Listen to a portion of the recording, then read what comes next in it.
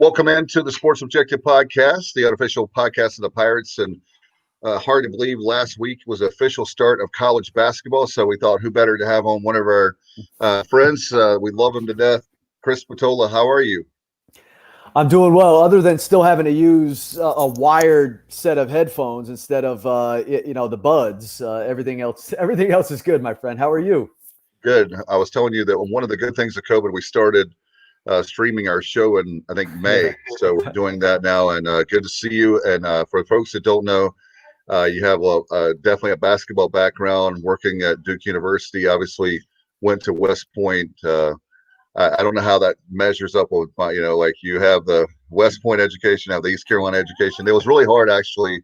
In my field, I actually have a political science degree. If I knew how hard it was, I probably wouldn't have done it. But anyway, that's like life, I guess. But anyway, I listen to you all the time on Sirius XM. I know that you do a lot on ESPNU Radio and the ACC Sports Channel. For folks that don't have Sirius XM, you need to get it. I even bought, check this out, I'm going to throw him under the bus here.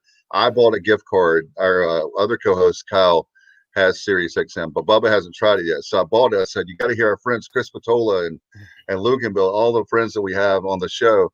And he still hasn't cashed in the gift card yet. So I told him I even paid for the gift card, $30, so he could listen to you. And so I'm going to, maybe one of these days he'll finally take the time to sit down and activate the gift card where he can hear that. I know what it is. He's worried that once he hears you and hears all the great content on Sirius XM, then he's going to have to pay that monthly bill every month. So, well, yeah, man. You know what? I tell people, you're out of the loop. If you're not willing to pay the fee, it's like back in the day when you weren't getting the subscription to Sports Illustrated or Time Magazine, or the Sirius XM is now it's the town square. You got to be in there, no question. And if people wonder how I get some of my content, I'll be straight up honest. I listen a lot to with college football and basketball, which I love dearly, and baseball. ESPNU Radio is one of my favorites. And then the different conferences. If you want to know what's going on in the conferences, you can listen to that. I love the fact that back in the day, growing up listening to, if it was East Carolina, Duke, any of the ACC schools, obviously I'm in North Carolina. And the worst thing ever is you're listening to an AM station and you're driving back from the beach or you're driving back from the mountains like we did sometimes, and you never knew how the game ended. There's no internet. There's no any way to check your phone to know that whatever team it is that you listen to won or lost the game. So it's kind of like a cliffhanger. You had to find out for the 11 o'clock news or whatever. But now you have Sirius XM. I didn't make this meant to be a Sirius XM commercial, but that's one of the reasons I keep it, is for the fact the ball games and then to have the sports talk is amazing. Yeah.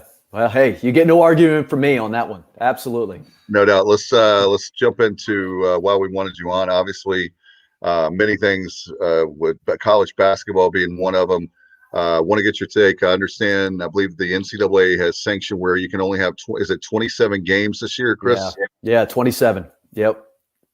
So that's that might play a damper. Especially one thing I thought about earlier, knowing you were coming on, is how does this impact, being that you've been at Duke in different places where they have the non-conference games where schools come in and Duke or North Carolina, whoever it is, will give them X amount to play the game. A lot of those games now, I guess, are going away, right? I know for East Carolina, Coach Dooley said there's going to be I believe it's 4 non-conference games for those teams are coming into Greenville to play East Carolina. So that eliminates a few games that they normally would have in November and December. Yeah. Well, the biggest impact is going to be on those schools. And I think, the economic fallout from all of this on the mid-majors and below, in particularly in college basketball, because, we now have 357, if you can believe that number. There are 357 Division I basketball teams, which is probably another podcast 2 hours long down the road on how absurd that number is. And it's part of the problem that college basketball has with governance right now and a handful of other things. But that said, the big thing is going to be the economic fallout. I mean, these schools make a lot of money. I mean, there are schools, not ECU, but there are schools who spend a lot of time on the road in the months of November, December, basically raising the capital for their athletic departments. And you're not going to have that this year. The other element to this that I think, and it's great that I'm on with you today. I was talking to Tony Bennett this morning, interviewing him for our Sirius show. And one of the things that he brought up, and it's a big thing that we're seeing, and we're going to definitely see it when the Big Ten in football comes online, is this idea of contact tracing. And, right now, if you have been in contact with a guy on your team or a coach, for that matter, who tests positive, you have to be out for 2 weeks. You're out of the loop for that period. You can't do that with basketball. So how in the heck are you going to have that type of a contact tracing protocol when it comes to this sport? So Tony this morning used the word fluid when it comes to scheduling, when it comes to games being canceled, postponed. And I think folks are going to have to grip themselves to that point, that it is going to be a very fluid process. And for Coach Bennett, still the defending national champion, right? For college basketball. Yeah. Seriously, one of the things that happened to local story here for us in Greenville, I don't know if you heard, is that we had a false positive with Holt Naylor as a star quarterback and playing against a team that you know very well this week, Navy. We've had terrible luck against Navy. They've scored 50, 60, 76 points one game over the years, and we played them a tight game. Well, come to find out, Tuesday he tested positive. Monday, I guess he did the test. Tuesday, they found out that he's not going to be able to play. He went independently. He had 2 tests at the local hospital. They were negative. And one of the things that happened that's a big hypocrisy is the fact that once he tested positive, he couldn't test out to prove that he was negative. And then Nick Saban on Saturday gets a test that he can coach. So I just want to get your thoughts on, I don't know if you heard that story or not. Well, again, I hate to keep promoting Sirius, but I just got off the air and Tom Luganbill and I were talking about that. I forget what hour it was, but because sometimes with Luganbill, they all blend together. It's like it's chaotic. But we were saying that because Mike Norvell, obviously with Florida State, had the same situation. And I don't know if he ended up, because there's so much secrecy, I don't know if he ended up testing again. I imagine he did and was probably positive again. But, the genesis of that Nick Saban deal, it wasn't necessarily this clandestine thing. A Texas A&M soccer player tested positive. She felt like she had been doing everything correctly. And one of the problems with athletes right now is this thing has become stigmatized. So if you become positive, all of your teammates in the locker room look at you like you're failing the team. And she felt that pressure. So she went on her own, got tested. That test came back negative. She showed it to the school. The school said, okay, well, we'll test you again. And then she tested 3 consecutive times negative. And the SEC came up with a rule saying, if you test 3 consecutive negatives, you're good. So that's what ends up happening with Saban. But that's kind of what I was getting to with college basketball is we can't trust this testing, which is absurd to have to say, but it's a reality. And you almost have to budget for, and it gets back to that question of the haves and the have-nots, but you have to budget for this extra testing to make sure, in fact, that your player is okay, is in fact negative. And by the way, Chris, I was, I believe it was our good friend David Glenn that you know very well. GG said those tests cost $120 a piece. Yeah. So if you're a mid-major, if you're in a group of 5, even if you're in a power 5, all 3, it doesn't matter. It's still going to cost a ton of money. And that's what I worry about is someone who loves sports, someone who loves this particular case, college sports. Even if it's blue blood in college basketball, or if it's a mid-major, if it's a team like East Carolina who doesn't have the history that maybe it should, but that's a whole nother show, as they say. So hopefully we can get that. Do you have an idea on when, I guess, in the next before, I guess, right at Thanksgiving is when the season's actually going to start. So is that when we'll start to hear protocols from the conferences or the NCAA, or how do you think that's going to play out? Well, the NCAA has, I think, posted its guidelines, and they're, one of the clever tricks that the NCAA is starting to play is they're putting this stuff now down on the schools. So, for example, scheduling and things like that, which is smart. I mean, it's the way things ought to be done. But I think the thing with college basketball, it's so different than football. Go down the line. I mean, indoor sport, limited number of players, played in the cold winter months, multiple games in a week. I mean, that's the advantage. One of the advantages that college football has. So is you're only playing the one game in a week. So I think as far as the protocols, I don't really know the answer to your question. I don't know when the ACC is going to actually put it in. But I would say this, that a lot of this is a moving target. And back to the Saban example, the fact that he was able to coach against Georgia on Saturday night was a moving target. They had to change that rule from its original outset in order to accommodate that. Now, it's the right thing to do, and this is obviously, we're all learning things about the virus and the way in which to deal with it. But all of those protocols, even if they were to put out protocols, which I imagine they will here in the next couple weeks, they're going to have to adjust that stuff. If you want to get a season, particularly when basketball is going to be played, you're going to have to be fluid with all of that stuff. No doubt. And again, we reached out to the conference to see what we're trying to get them on this week, and hopefully we get Commissioner Resco on, because 27-23, the Pirates, the best they've ever played against Navy, but there are no, as you know, you're a competitor, there are no moral victories. And when you want to beat Navy, losing by 1 point is not good enough. No, it's not.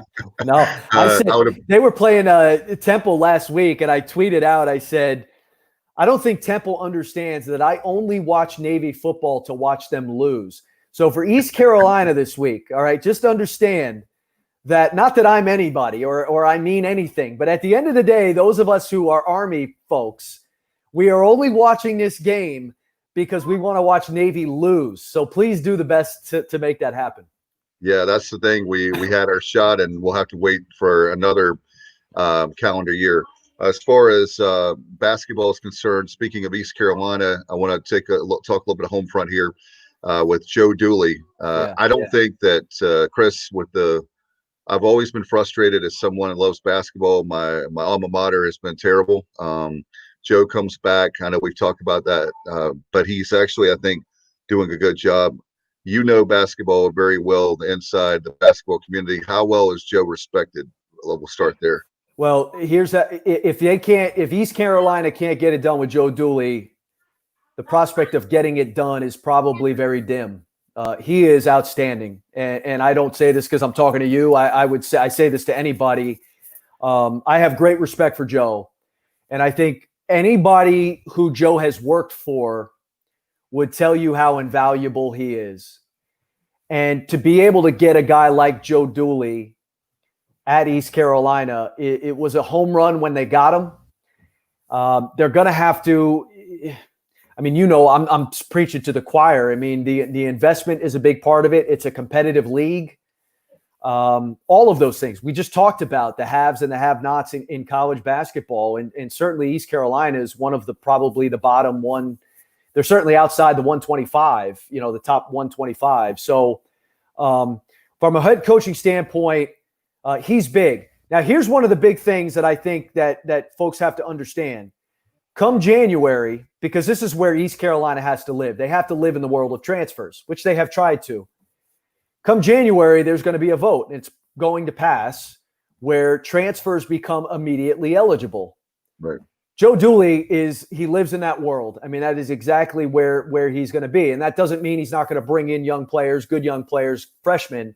But the fact that these players will be ultimately eligible, I think, is a big thing for a program like East Carolina and for Joe. But I know Joe very well, and I'm just telling you right now, when he was hired, I was like, man, that's a heck of a hire. And if it can't happen under him, then there may need to be a reevaluation in other areas. No doubt. And with the basketball world we live in, a lot of people don't understand that. Yes, Duke and North Carolina get the best. We all know that. If it's a kid in North Carolina, they're probably going to go to Duke or North Carolina. Maybe you can throw an NC State in there. But when it comes to Joe, Joe knows like every single little small. I live in Eastern North Carolina. 1A player. This kid can shoot the rock, and he plays at this small school, and he knows about him. And when you have, I'm worried about Coach Rockerford. His Houston Astros lost, so he's I'm gonna have to check on him. But I mean, Rockerford was the fact that he literally was told he wanted to be on the road, and they said, Coach, you have to come to the games and play. So, but anyway, I think that with the players last year, they got 11 new players in. Then with that Farrakhan kid, I don't know if you know him, Noah Farrakhan, but he's one that you would see, I would think, that would be playing in the Atlantic 10. And we had a question from Mike Radford. He used to be a wrestler at East Carolina back in the 70s, went to the University of Richmond, but he was asking, who is your favorite this year in the Atlantic 10? I guess he's hoping you're going to say Richmond, I guess. You know, it's not Richmond, unfortunately. Okay. And, you know, I'll tell you, VCU is going to be very good again. I hate to say that. You know, Davidson is going to be very good. I actually thought Davidson was going to be a lot better last year. But they have Kelly Grady back. And obviously, you know, Bob McKillop is one of the best in the business.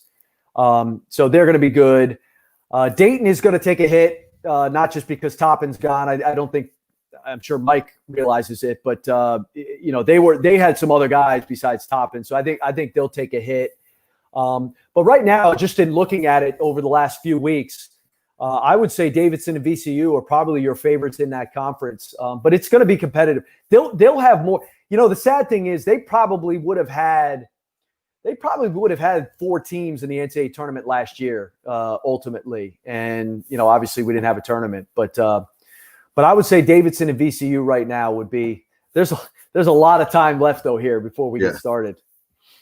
No doubt. We'll have to have you back on once we have the season starts. It just seems like right now that I tell people that I work at the local hospital, it seems like that when COVID hit in March, that seems like 2 or 3 years ago, that the stress that the folks on the front line there at the hospital under especially. But wanted to ask you as far as, well, Bubba, you put your own question up, Bubba, for him. He's producing the show tonight, but he wants to know about your thoughts on the decision to grant an additional year of eligibility to the student athletes in winter sports and the impact it'll have, I guess, like scholarships. Guys that normally would have a spot on the team may not have a spot on the team now, right? Or ladies, for that matter. Yeah, well, you know, it's interesting in basketball because at the highest levels, guys aren't staying until the best players aren't staying until they're seniors. So the impact there is not significant. And then, you know, again, Power 5 teams aren't playing necessarily folks who are going to benefit from that extra year. I think it's actually less significant than people think. Now, there are going to be players, granted that year, who are going to stick around. And there may be some coaches who say, hey, it's time to go, buddy. Or there may be guys who get better and by that extra 5th year are you know, can help a program. But I think the impact is much more significant in college football. Now, the roster finagling and the financial impact, I think, is a lot more for those football teams to figure out. In college basketball, you know, look, I don't think it's going to have an impact necessarily on freshman classes because look, if I were a coach, if I were Joe Dooley, for example, and I've got to make room for a recruit, a kid that I really like, I'm going to sit down with a senior who has that extra year and say, hey, look, I know that this was the rule and all of that, but this was not our intention. We're not going to be able to do this. Unless you raise, and I don't know if they've done this yet or not. Maybe they have. But unless you raise the roster numbers, you're not going to be able to just keep guys. And then the other thing is the financial impact. If you have guys on scholarship and you don't raise the scholarship limit, then it's not really going to have an impact. And again, at the highest levels of college basketball, I don't think it's going to have a significant impact. Yeah, I was wondering about that. I'm glad you asked that question, Bubba, because that was one of the questions I had for you tonight, because you're like the expert on the rules. What are some new rules? I would put you on the spot. Are there any new rules that college basketball fans will have to suffer through, or there may be some good things that are going to happen from the committee? You know what? The biggest one, Dave, is the transfer rule, which Okay. won't take effect this year. But look, I've asked every coach who's come on about it, and they have all hemmed and hawed and kind of given you a roundabout answer, which is basically to say that they're not fans of it because they all predict a doomsday scenario, chaos. Here's what I would say. First of all, not transferring has gone up. Okay. I mean, we've got almost 700, probably over 700 guys who have put their names in the portal. Okay. But what folks need to understand is that there eventually reaches a critical mass on the number of transfers because there are still guys who put their names in the transfer portal last August, not this past August, last August, who are still in the transfer portal. So they were so unhappy in their situation. They had no options. They had no plan, put their name in the transfer portal. And then there are only so many spots. There are only so many scholarships. So you're going to reach a critical mass. So that's the one thing I say to this doomsday scenario that, look, we have free agency right now in college basketball. Let's not act like we don't. So that this rule is not going to necessarily bring more of that chaos. The other thing is, there are good examples, and I know there are a lot of bad ones, but there are good examples of guys who have transferred and it's worked out for the better. You know what I mean? You go to a TJ McConnell who transferred from Duquesne to Arizona. He's now an NBA player and he's going to be one for a long time. A Bryn Forbes who transferred from Cleveland State. He ends up going to Michigan State and now he's with the Spurs. You know what I mean? So I think it's a good rule. I think it was ultimately going to come down the line, but that's the one where all of a sudden now an East Carolina can go out, get a guy to say, I'm going to transfer, and you don't have to wait on that guy for an entire year before he actually is on your roster. You get that guy, and now he's going to play for you the next year. It makes jobs like ours, Dave, a lot harder because now, oh my goodness, who's on this team? What is that going to mean?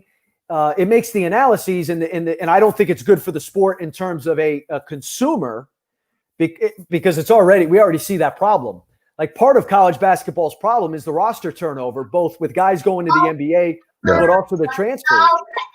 So ultimately, that'll be the biggest rule, I think, coming down the pike. I know what East Carolina fans are going to ask you right now, so I'll ask you is that flip side of that coin of as far as transferring, we have the kid Jaden Gardner who every year goes by, they're like, he's going to transfer because that's what happens is that we get a good kid like him as far as academics and, he behaves and he's a great player on the court, great on and off the court. And the next thing you know, there's another school that wants him and they're gone. That would be one concern that I know Pirate fans will be asking you right now. So I'll ask it to you is what about a kid like Jaden Gardner? If he knows his senior year that he can go to a big time school, no offense, I think our school is big time, so don't misunderstand me for those Pirate fans get mad about that, and I'm one of them. But as far as college basketball is concerned, a school says, hey, you play your senior year here with us, you have a better shot getting the NBA, come with us. Who's not to say that he could just leave and you basically have built your whole program around that kid? That's the biggest problem. There's no question about it. And Dave, it gets back to this conversation of the way in which this whole thing is structured. Okay. You cannot have a system in which there are 357 teams and you are making rules to accommodate team 1, whoever you think that is, and team 357. I mean, how are Duke, Kentucky, Kansas, North Carolina, how are you going to construct rules that team 357, which would be probably Tarleton, thank God we added Tarleton, wherever the hell Tarleton is. How are you going to have a world where those two entities operate under the same rules? So the point being, I'm not saying you're going to lose that kid, but in most cases, that's the biggest issue is everything you just said is true. I mean, like the two examples I just gave you where it worked out for those kids, TJ McConnell and Bryn Forbes, but the coach at Cleveland State was fired as a result, and the coach at Duquesne was fired as a result. So, which means both those programs lost when those kids left. So there's nothing to restrict it. We live in a world where these coaches can, at the drop of a hat, if they're offered a better opportunity, are able to go. We're living in a world where name, image, likeness is going to come online. The NCAA is starting to deregulate. These athletes are gaining more power. And so what these schools in the AAC and in the Sun Belt and in the Missouri Valley, they've got to get together and figure out, this isn't about the Power Five breaking away. This is about these other conferences saying, can we really continue to function? We have coaches being fired, programs going under, all of these things happening because we're being pilfered with this transfer. Can we operate in this system? And, again, that's not a question I can answer, but that's a big, big problem. Another question that comes to mind, so help me. I know in the past, if you wanted to transfer, you couldn't transfer within the conference. Is it a possibility that you could be playing, a kid could be playing for North Carolina, and then Coach K would say, hey, I like that kid. You're going to be up for me. Is that a possibility or not? Absolutely. Oh, wow. Absolutely. I mean, look, it's already happened. I mean, you use the Duke example. Mike Biniget transferred to Syracuse, and I think that was before Syracuse officially joined the conference. But it's happened. Cam Johnson, Pitt tried to restrict him going from Pitt to Carolina, and it ended up happening. Look, and philosophically, again, we get into these arguments, Dave, and this, where it's like the academic world versus the street. Like, there are things you study in a classroom that, look, it may sound good in the classroom, it doesn't apply out here on the street. Well, it's the same thing with this transfer thing. Like, philosophically, we can say, well, this isn't right, but at the end of the day, we live in America, man. You can't tell me where I can go to school. How is that a rule? How can you tell me that I'm not allowed? I don't care if it's in the same conference. Like your example, I don't care if it's 10 miles down the road. You can't tell me where I can go to school. And the fact that these schools have been able to, up until this point, been able to restrict where a kid can go, I think on its face is not a good thing. And if a coach can leave, not the Coach K or any other, there are a lot of coaches like him that have stayed for 40 years, but he's definitely an exception to the rule. But there are a lot of guys that we could do a whole podcast on. All the coaches have jumped from job, and that's their prerogative. They have the prerogative. They can go from school to school to school to up their resume or whatever. They're not happy, they get fired, they go to another school. And so my feeling is, if the coach can leave and go to another school, why can't the kid go? That's just my feeling. Absolutely. So I'm with you. Yeah. All right. I know we're running out of time. Appreciate you coming on. I could talk to you for hours about sports, life, basketball. Once again, we're going to get Bubba on board, and we're going to get you. We get him to listen to SiriusXM. I promise. Come on, Bubba. How can people find you? I know with SiriusXM, I just want everybody to plug your work.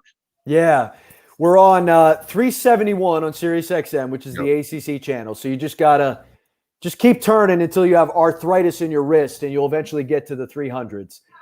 3 to 6 every day. Join us. Yeah, we have a lot of fun. We talk ACC and more broadly college athletics. So definitely check us out.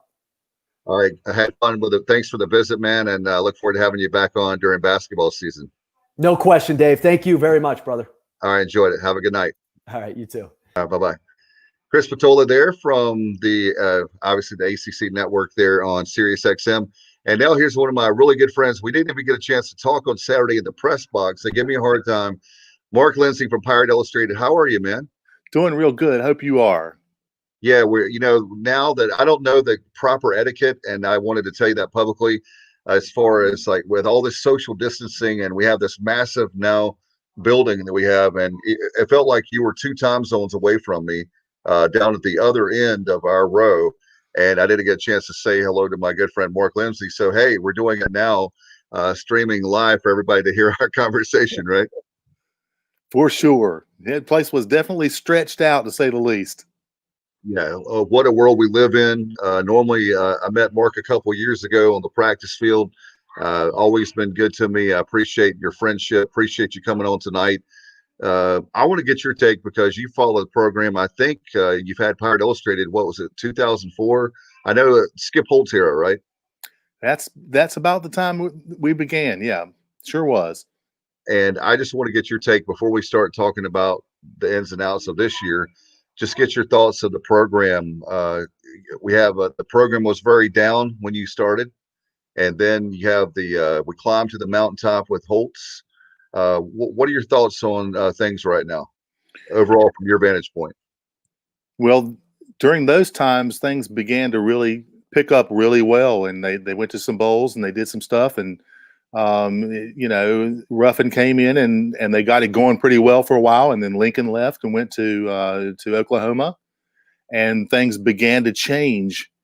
And we went through a time there, and in the first part of the new regime, where things were really rough, but they're beginning to get better, and it's slowly but surely. You can kind of tell they're putting the pieces together. It might take a little bit more time, and hopefully people have enough patience to kind of wait for things to develop a little bit, but you can see things are kind of heading in the right direction. No question. I'll tell you one thing, you follow it closely. I do not. I am not the expert when it comes to recruiting. You are one of the experts. I'll tell you one thing, from the outside looking in, and maybe you know of a better time. I know that we had a lot of greats under Holtz, and you could argue under Ruffin McNeil. But man, the recruiting that this bunch is this current coaching staff has done has been remarkable. How do you feel? Yeah, I feel they've done more than an adequate job. It's not an easy environment when you're at East Carolina to try to compete against the ACC and the SEC and the Big Ten and other schools like that. So all that taken into account, they bring in a good brand of talent here overall. It's not always indicative with the rankings, but you can kind of see it on the field that they're getting some good guys, and it's beginning to show.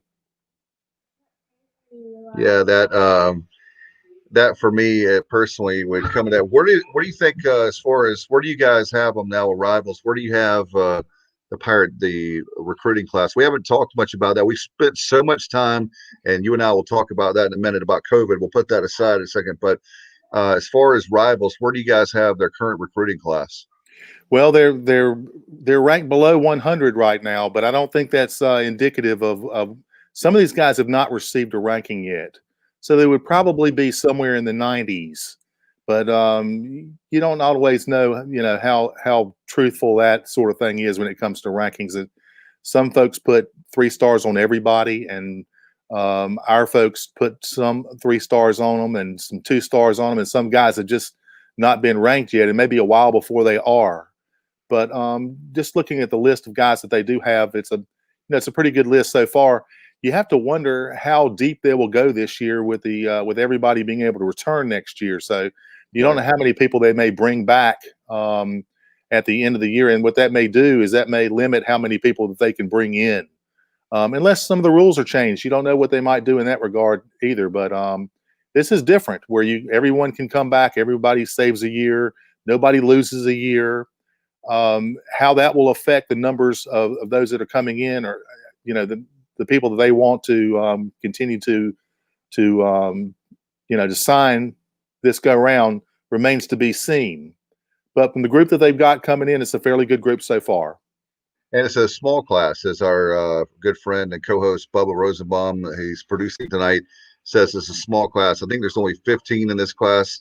Would that also be a factor, Mark, as far as the rankings? If you don't have 20 or 25, let's say a huge class, you have 15. Does that hurt you as far as the rankings, number of guys? I think it probably will a little bit, but that may be the case with a lot of teams. So it's going to be interesting to see how that goes, nationwide, because everybody may have the same problem to a certain degree. But I think the more numbers you have at a place like East Carolina, the better off you are probably. And that's one question that I have for you. Do you think they're going to increase the size of your roster like we had back in our, you're a little bit older than me, not like an older brother. during our time, as far as college and watching the games on TV, it seemed like you could have a million. Not really. I'm exaggerating, but a million guys on the sideline. And I know they reduced the number of scholarships. It seems like to me that at least for a year or two, they need to increase that number that you can have on the team, because that very thing is, I'm amazed.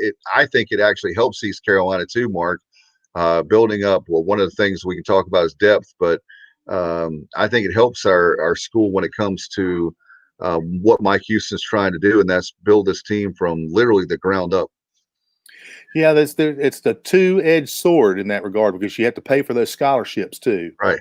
And so it remains to be seen what the NCAA will do in that regard. If they do that, it'll probably benefit the bigger schools more than it does the smaller ones, in that they have to try to find a way to pay for them, or they have to exit some people that are already here. And some people may decide to move on. You don't know how that may work out, but I think at the end of the day, they'll end up in a position where they've done pretty well, and the guys that they brought in last year that will eventually find their way onto the field is going to be another good group of players that's going to continue to help East Carolina as they slowly move back to prominence in the American Athletic Conference here.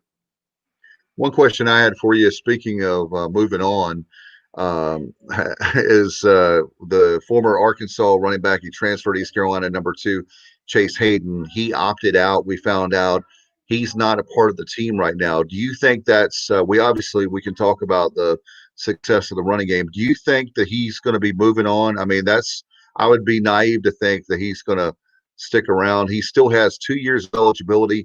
Do you think he's gone, or do you think it's just maybe he's saying, well, maybe I'm not getting the playing time and I can kind of sit out and work on myself individually and come back next year?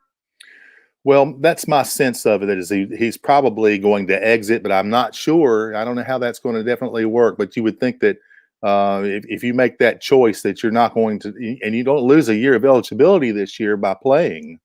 I think that's probably the key that kind of tells you that there's probably a higher likelihood that he may exit as opposed to sticking around. And you've got a group of running backs here that are really standing out, and he probably sees what the situation is.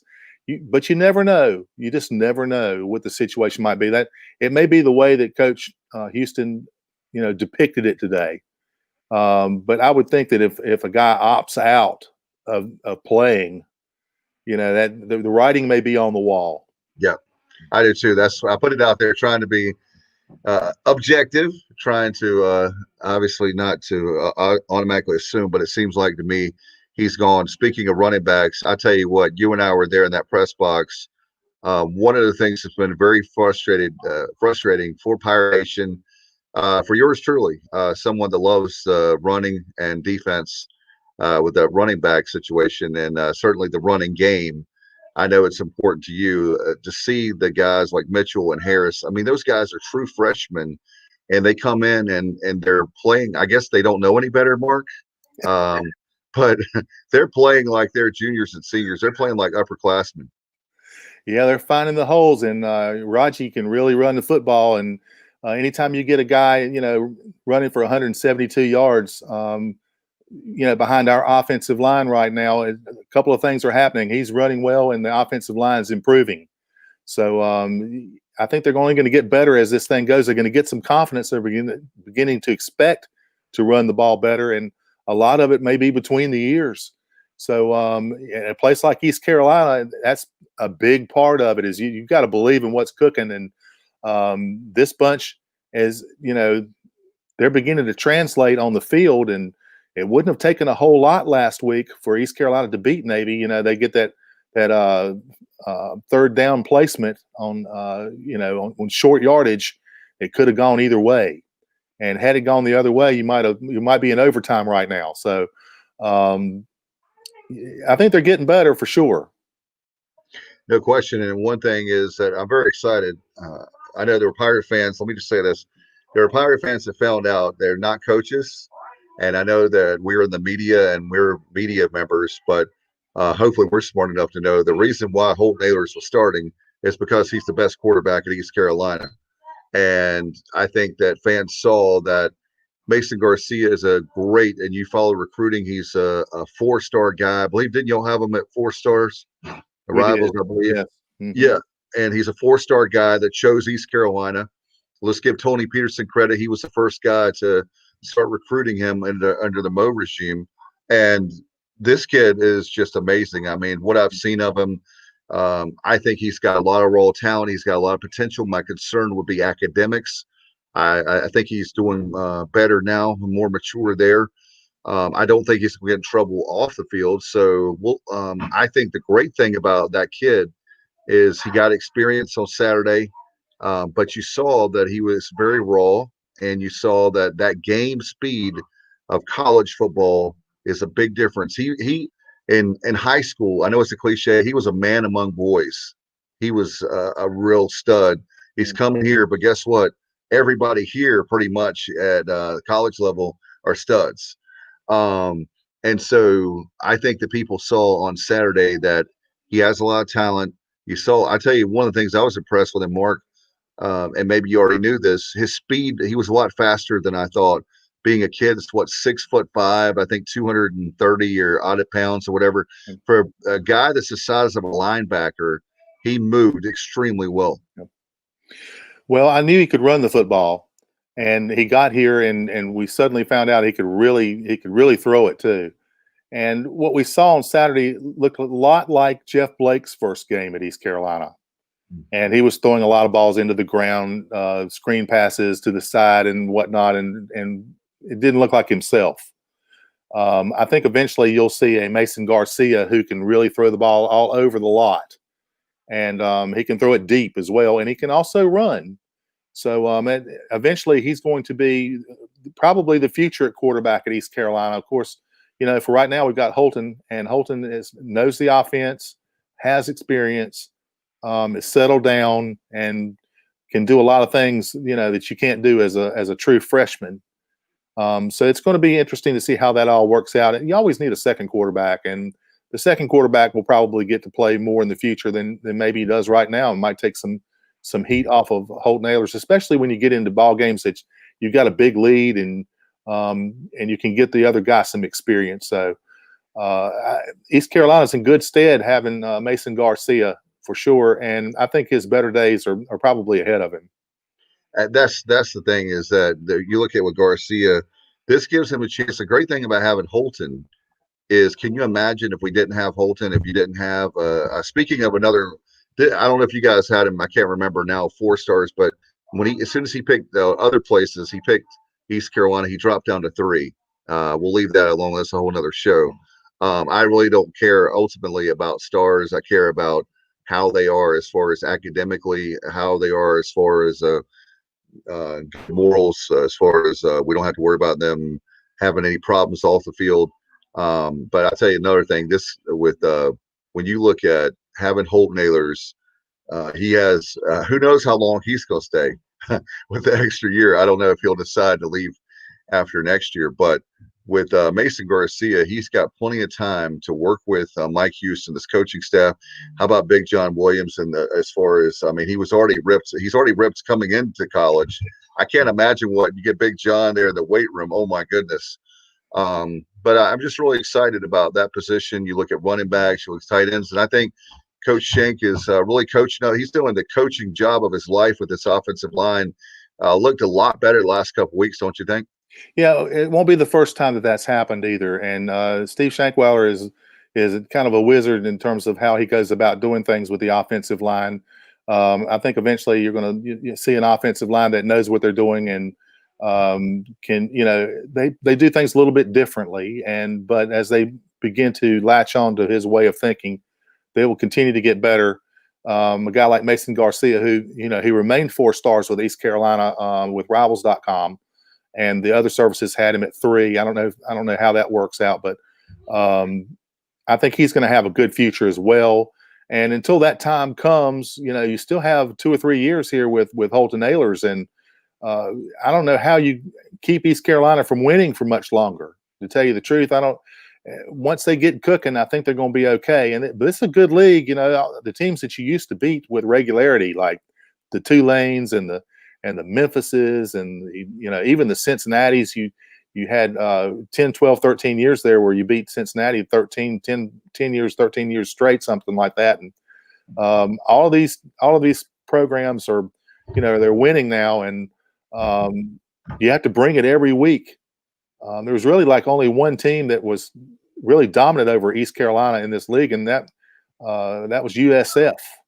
You've only beaten them, twice, I think, with the win you got the other day. And so, you're going to have to bring it in this league because everybody throws the football. Everybody scores a bunch of points, and you better be scoring points too and not blowing a whole lot of possessions if you want to win in this league. One question, talking about recruiting, we were talking about the offensive line. I know that offensive linemen and defensive linemen are not something I can go out in my front yard. It's not like they're growing on a pine tree, like in my front yard, and I go, oh yeah, hey, you want to go to East Carolina? That's not going to happen. So I know Rick Smith talked on Pirate Radio the other day that I think the year he was there, or recently, or a couple years ago, there was 8 potential offensive linemen. We only got 3. How are we doing as far as offensive linemen in this upcoming class? I can't remember off the top of my head. I don't have obviously my notes here with me, but do they have any offensive linemen coming in? Yeah, I think they've got 1 or 2, and but I think you'll see an increased emphasis on that as this class progresses because they have so many players in the other positions. It seems to me that would be a major point of interest of emphasis moving forward for the upcoming class and even the class after that, because that's where this thing is won, is on the line of scrimmage. And the more of those guys that they get, the better off they're going to be. And there's some other guys that they're looking at as well. So we'll have to see how it goes if they land some of those guys.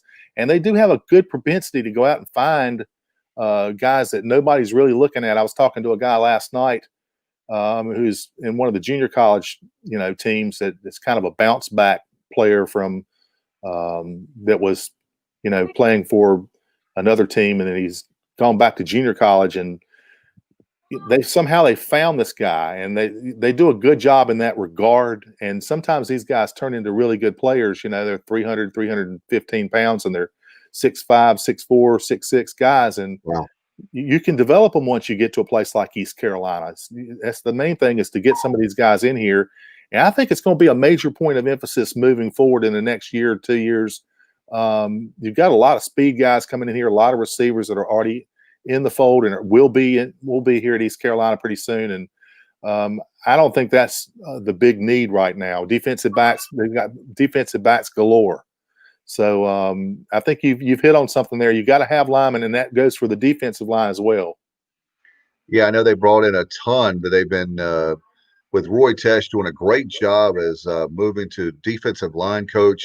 He's done an excellent job, and I know I think Coach was saying they were rotating in, 13 guys, something like that. Is last year's defensive line, to be fair to those guys, the first string for the defensive line was fantastic. But you and I know how many times we've sat in the press conference afterwards, and you see those guys, and they look like that a Mack truck had hit them, only because they had to play 60. I mean, a whole bunch of snaps. I don't even want to guess how many snaps. It was so higher than I can count. And they played a lot of snaps, and that was the problem. It wasn't that those guys were not talented, but after first string, because of attrition, kids being kicked off the team, transferring, whatever the case may be, you didn't have that. And that's one issue I want to ask you your thoughts on.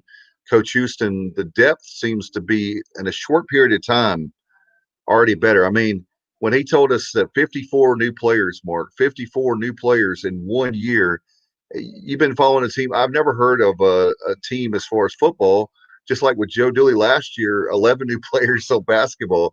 What are your thoughts on that with 54 new players? Well, they're 3 or 4 deep at defensive end. They're 2 and 3 deep at most of the interior defensive line positions. And then you've got some guys that have kind of moved to defensive line, like Rick Diabru, who was a linebacker. And all of a sudden, he's playing great as a defensive lineman, which is really surprising to me, and how good he's doing.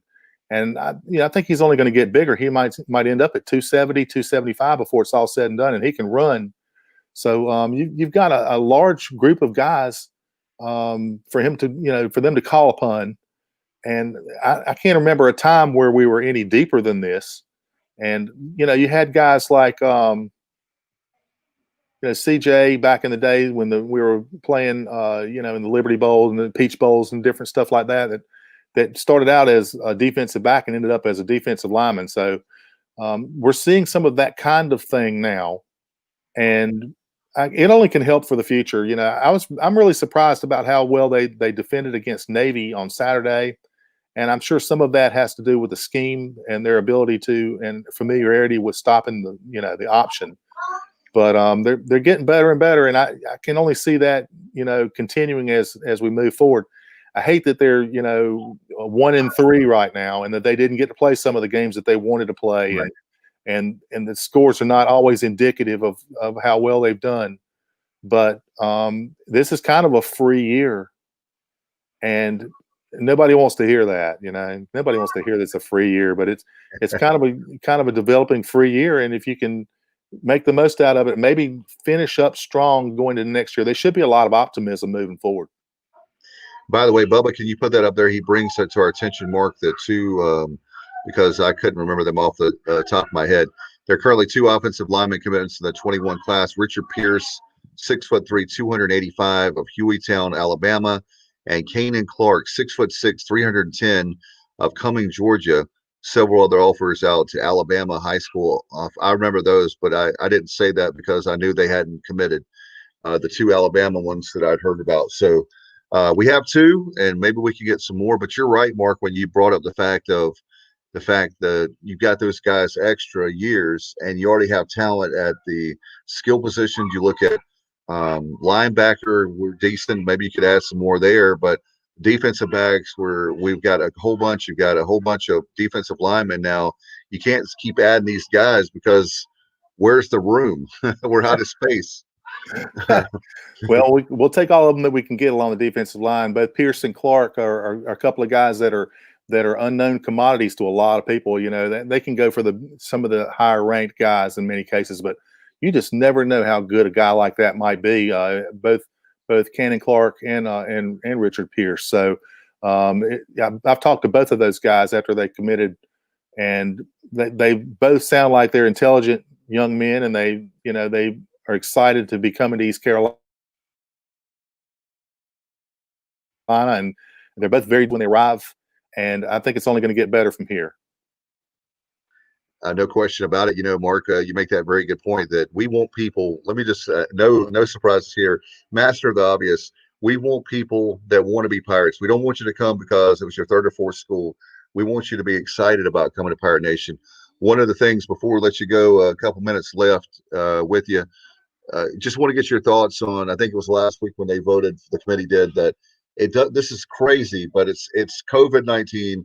It's 2020, as everybody says. How do you feel about the fact that you don't have to have a certain amount of wins to qualify for a bowl? There's a potential that East Carolina, it may be down the line. We would have to see how I don't want to be premature about it, but if they could do in the second half of the season, win maybe a couple upsets, pull off maybe the 50-50 games they should win. Who knows if a 4-5 4-5 team might make a bowl team this year. We know that the Pirate fans are dying to go to a bowl, and we know that those bowls know that East Carolina fans will sell tickets. Well, it sure will be interesting when you have teams out there with 2 and 3 and 4 wins playing in a bowl game. But I guess they have to fill these bowl games, and it'll be interesting to see where East Carolina ends up when all that thing is all settled and it all shakes out, to see if they do well enough to get into a bowl. Part of the problem right now is the Big Ten has come back, and they're going to start playing in the Pac-10 and the various leagues out there, the WAC, and so that may change the configuration again a little bit. But it's very interesting. This whole year has just been really strange, but it'll be one that we look back upon and remember it was definitely different. Well, another thing is we don't have time, but we will bring you back, obviously, to talk about basketball when we get closer to time. We'll have you back then. And the one, I'll tell you, the sport I'm worried about is, and I don't want to, and I love Cliff Godwin, so he knows I'm one of his biggest fans. I'm in his fan club. If he had one, I would be in it. I'm worried about baseball, but hopefully by the time we get to that point, we won't have to do all this testing. With all the games they have, and have to test so much. I just can't imagine it. But the one thing I do know is with Cliff Godwin, whatever rules they have, he'll do better than anybody else. So I'm not worried about Cliff Godwin. I'm just saying my heart was breaking for him and the players last year having a handful of games and then see you later, no more seasons. So I'm hoping that we won't have a repeat of that for sure. And hopefully we can find a way. We'll talk to you next time during basketball season, or definitely football season while basketball is going on, I guess, about how they're going to pull off with you can't go 2 years in a row without an NCAA tournament.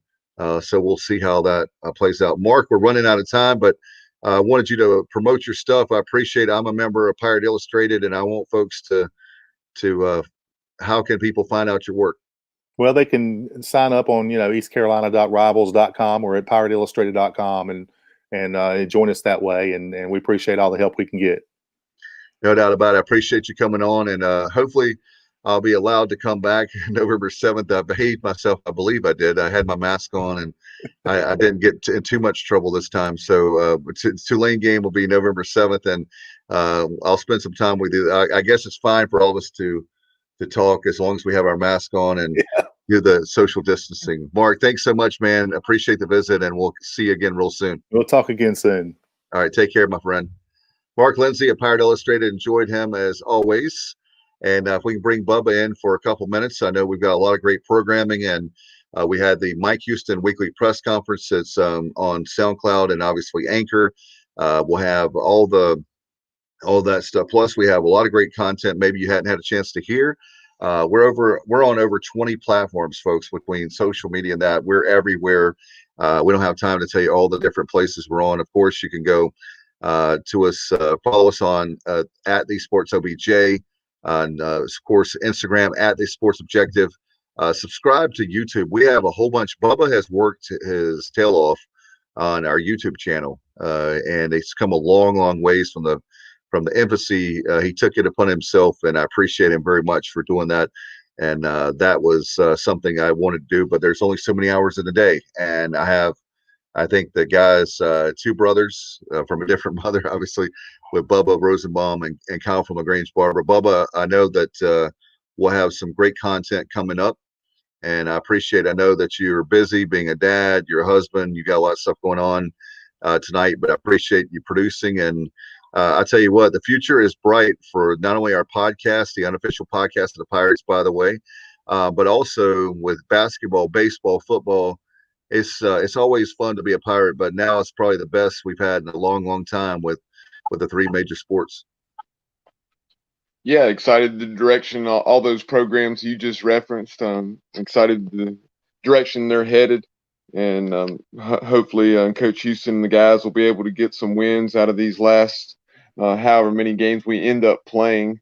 Obviously, at this point, we have 5 more scheduled. Hopefully we'll be able to play that Marshall game with the significance that game has, with the 50th anniversary of the plane crash. And you talk about shows we have coming up on Thursday. We'll be joined by David Glenn. DG will join us to talk a variety of topics. Obviously, college football. I'm sure we'll also talk some college hoops with the college basketball season upon us. And who knows what else we may talk with David Glenn, as we'll also be getting ready for the World Series. No question about it. In fact, I'm sorry about your Braves. I wanted your Braves to do it. But my barber, I think I've told this, not that it makes a difference anyway. I have no hair to worry about. My barber is a huge Dodgers fan. So maybe I'll get a better cut. Maybe I'll get a better haircut, especially if the Dodgers, think about this. The Braves, I love the 4 teams that were left, right? When you look at the Braves, they haven't, you guys, it's been a long time since you've won a World Series. A lot of great teams in there that should have way more titles than you do, unfortunately. That pitching staff, that Bobby Cox and all those guys, just amazing stuff. And then you look at the Dodgers. The last time the Dodgers won a World Series, which is amazing, considering they're a big market team. You think about them, and the Dodgers are in LA, by the way, for some folks that didn't know. But the Dodgers haven't won a World Series since 1988, my friend. I was 15. I was in high school the last time the Dodgers won a World Series. Then you look at the Rays; they've been in once, but they've never won. I mean, it's just amazing how with the Rays and the Dodgers, if the Rays win it, it's going to be great because they've never won one. If the Dodgers win, they haven't won one since 1988, and they've got. I mean, if you're a Dodgers fan, they spend $5 billion every year. Not really, but it seems like on baseball players, they should win a title, don't you think? I mean, by now, I mean, how many titles they've won? A whole bunch of division titles in a row, and they've been. I think this is what 3 out of 4 years they've been to the World Series. So they should win a title, don't you think? By now, I know you don't want them to win because they just beat your Braves, but you would think by now the Dodgers would be able to pull it off. Obviously a very long drought, but you think about it, all those years the Braves were so good.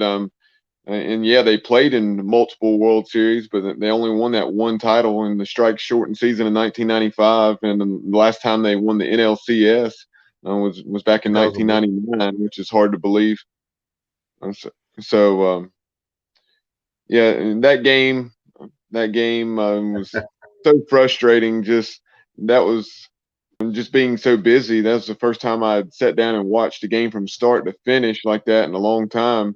I've watched, 3 or 4 innings here and there, but to watch an entire game from start to finish, it had been quite a while. And in the 7th inning, when we ran ourselves out of that inning when the ball was hit to third and Dansby Swanson took off, and then we got doubled up at third base after that. So frustrating to say the least, but a heck of a shortened season for the Braves. So hopefully they'll be able to carry it over and do very well in 2021. No question. And the bigger picture, Bubba, and we don't have time. We'll have other baseball analysts on between now and then. My concern going in from what I've heard, we've talked to different ones, but Chip Carey, I think, but different ones. But my concern is next year there's going to be a labor dispute, and I'm hoping that we won't have 60 some games, not because of COVID, but because the owners and players can't get. It's been a long time. We were just talking about the strike. It's been 25 years, 25 seasons or more, and I'm hoping for baseball. You and I love baseball. I am big time, and so does Kyle. I'm hoping as a baseball fan that they'll get their act together. But again, that's a whole nother show, and I don't want to.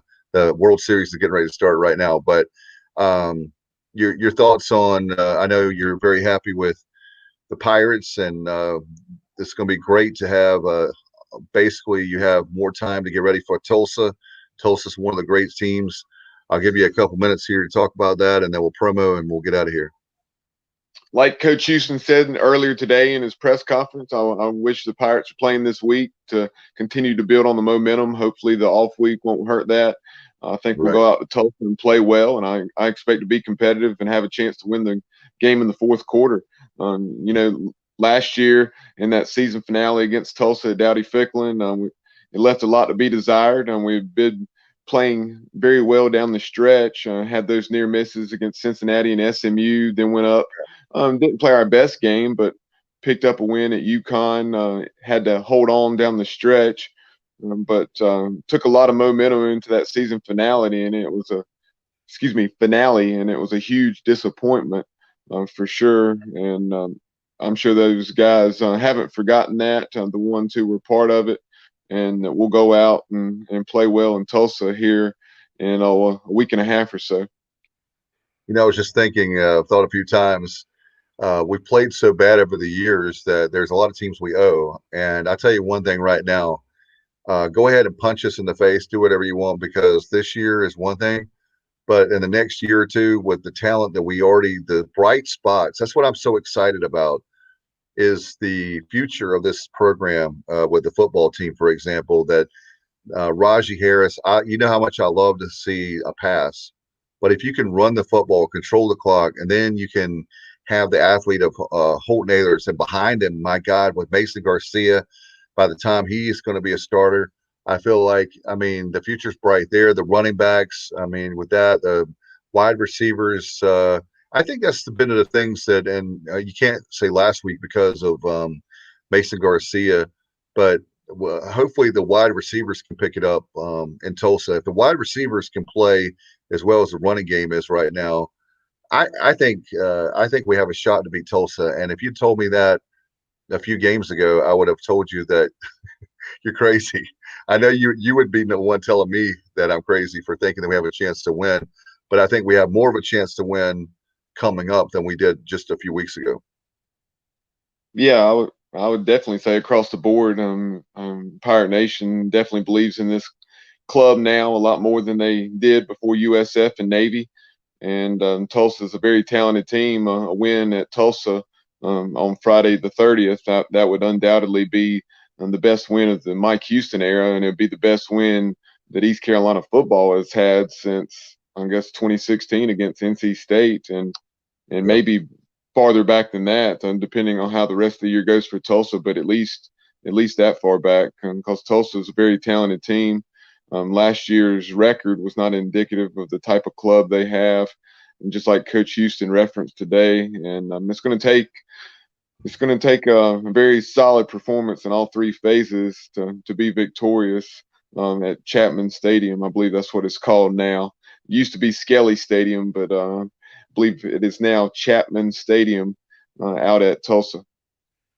No question, it's going to be a great game, and obviously, folks, keep it right here because we'll have all the latest right here for you. Anytime there's breaking news, we put it up on our social media. And obviously, if we ever have to, we'll have an emergency pod for sure. Bubba, I know, speaking of podcast shows coming up, we've got a great one, as we talked about, with David Glenn coming up. And it's kind of like a manager's choice guest to be named later, or maybe two. So we'll be working on that. And I know there's a lot of great content. We have the Inside Slant.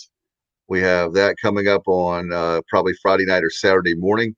So we've got a lot of stuff working on there. And then, of course, we'll have our for this weekend, we'll have the college football playback because we don't have a Pirate playback. We'll have that as well, right? Yep. In addition to the ones you already mentioned, obviously DG, like you said, on Thursday, but tomorrow night we have the coordinator report, and you'll hear from defensive coordinator Blake Harrell about the solid effort that the Pirates had on that side of the ball against Navy, the best ever in terms of yardage and points allowed against the midshipmen. And then you also hear from Donnie Kirkpatrick, hear what he thought about Rajee Harris going over 100 yards, well over 100 yards this time. 172, right? Yep, 172 after putting up, 115 or 120 against USF. Had that 80-yard touchdown run for the second consecutive game. He hit the home run, showing that he's not only a power back, but he has the wheels. So look forward to hearing what Coach Kirkpatrick has to say tomorrow evening, and we'll have those for you between 6:30 and 7 o'clock. It'll probably be a little closer to 7 o'clock with that coordinator report. And then on Thursday, we will hear from head coach Mike Houston once again. A lot of stuff going on, Bubba. I appreciate your hard work behind the scenes tonight and now at the very end of the show. And hopefully, like I was saying earlier at the beginning of the show, we can get you listened to. You can be a Sirius XM fan, so I have somebody to talk to when it comes to. Did you hear that with Luganville? Did you hear that with Spatola? Yeah, I was laughing when he said with Luganville, and he said, it can kind of go in a lot of different directions and lose track of time, all those sorts of things. One other thing to promote. Granted, this happened 5 days ago, but the ECU basketball media day. Yes. We had the virtual media day. We took part in addition to a lot of other members of the local media. Caught up with Joe Dooley. Really had a rapid fire session with him for about 20 minutes.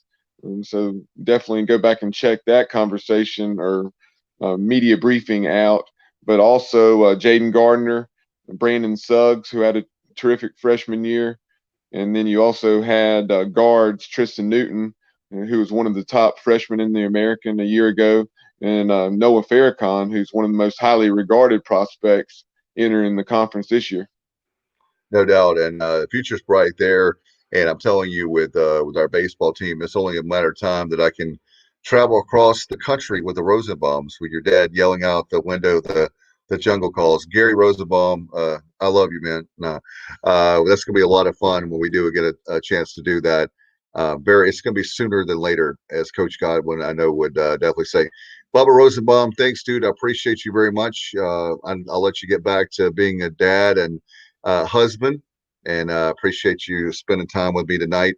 I want to thank our great guest, Chris Spatola, of SiriusXM, the ACC channel. And obviously, he also is on ESPNU radio on SiriusXM. He does a lot of great analyst work and kind enough to be a friend to come on tonight. And obviously, another great friend who I did get to see, like I said, I saw him from 2 time zones over with the social distancing in the press box. Mark Lindsay, PirateIllustrated.com. Of course, the Rivals Network. Appreciate him very much. All right, until next time, folks, we'll see you back here. The unofficial podcast of the Pirates is the Sports Objective. Good night, everybody, and always go Pirates.